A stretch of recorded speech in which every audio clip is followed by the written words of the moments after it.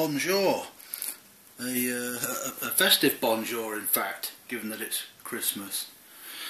A while ago I spotted these bulbs on eBay. They're replica 1930s squirrel cage bulbs with nipples on the top, incidentally, and I instantly fell in love with them. I thought they look proper fresh.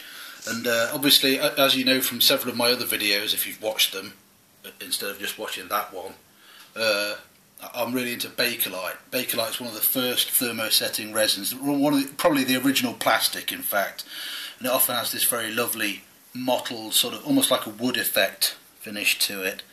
But anyway, I'm really into that. So I spotted these bulbs and I thought I need to make myself a lamp, really.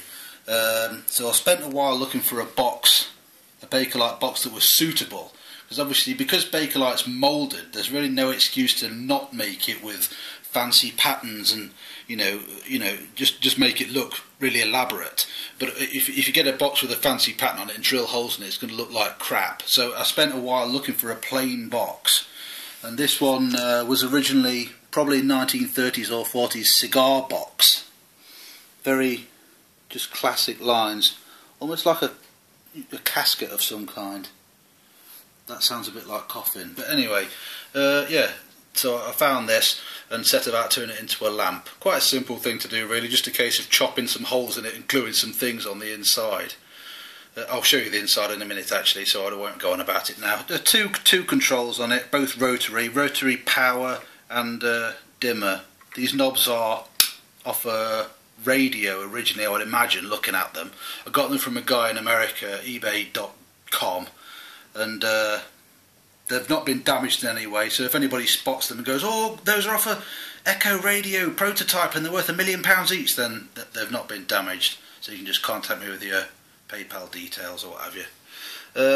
So there they are on. Obviously they do go, the bulbs are 60 watts each, so that's a combined output of 120 watts. They do go bright enough to convincingly light up the room.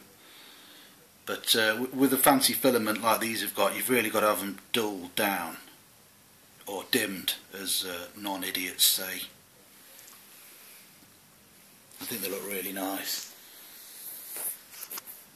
Proper sort of retro industrial kind of look, stroke deco. So yeah, that's what they look like. Very nice. Yeah, this tends to get used as a reading lamp. It's usually upstairs, although sometimes I bring it down just because I like to have it on just dull. I'll show you the inside of it, actually. Hope those aren't going to burn me. No, they're not.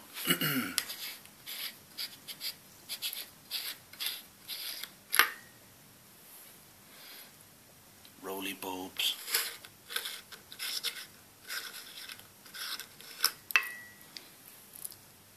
There we are. I didn't glue the lid down or anything. Actually, I don't know whether you can see. I got those holes real nice. They're sort of beveled, they're not just flat. They took a while, actually, because Bakelite's very hard. It's very strong, but it's very brittle, almost like glass, I suppose, though not quite as extreme as glass. So I couldn't just hole saw these holes, because it would just chip it and crack it and make it look like shit. So I had to do it the slow way of just drill a hole with a normal drill and then Dremel and file, and then ultimately just go with very fine sandpaper, and then I actually polished the inside of those holes as well when I polished the rest of it, so they look like they were supposed to be there. And here's the inside of it. Quite simple. Well, I'll turn this off at the wall before I kill myself. Idiot kills himself on YouTube, lol. Safety first. Yeah, very cheap, good job I did unplug it, my finger was straight in there. Very cheap bulb holders, E27 fitting, fairly prolific in America I think, though here for some reason we've got the awful bayonet fitting.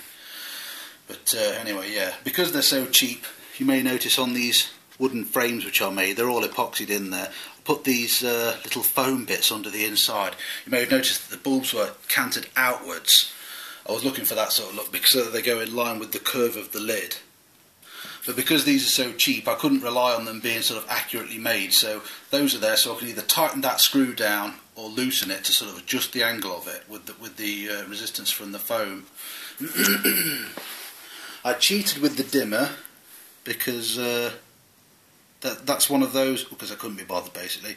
The dimmer is one of those things that you plug in and then plug a lamp into it and you can adjust the dimness on it. It's just a plug-in dimmer basically. So I took it apart, that's the dimmer circuit, and the only thing I've really done to it is remove the potentiometer, which actually allows you to adjust it, and fastened it with some matrix board onto the inside of there with wood. Is this thing focused? I'm not sure it is. But anyway, yeah, it's fastened on the inside of there, and there's the actual power switch. And the switches just fasten on the outside, they just push onto the little rods which I made. Very nice spacing from the case, though I say it myself. So that's pretty much it. I made a little, that wooden block there is a cable tensioner. The cable goes along it and it's got a cable tie wrapped around it to stop that from being pulled through. The cable is the same cable that you saw previously on that table lighter up there, the replica vintage twisted flex. Really like that kind of cable. So yeah, that's pretty much it, and thank you for watching.